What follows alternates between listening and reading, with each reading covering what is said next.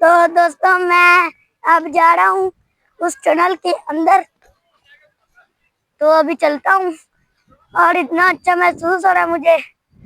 اور یہاں پر لکھا ہے پارک بال. تو دیکھیں یار ابھی مجھے بہت مزہ آ رہا ہے. میں ابھی ٹنل کے اندر جاتا ہوں، میں آپ کو دکھاؤں گا. اور اتنا مزہ آ رہا ہے مجھے تو اندھیرا ہو گیا ہے، اسی وجہ سے ٹنل میں کوئی نہیں ہے، سب اپنے اپنے گھر چلے گئے. اور میں تو ہوں نا. دیکھو یار، دیکھو اس کے اندر اب ہم کو بیٹھنا ہوگا. تو دوستو دیکھو یہاں پر میں کھڑا بھی ہو سکتا ہوں. یہ دیکھو میرا روم. آگے روم کلر بدلتے ہیں ہم. دیکھو یہاں پر سیڑھیاں بھی ہے، آگے بھی چلتا ہوں میں.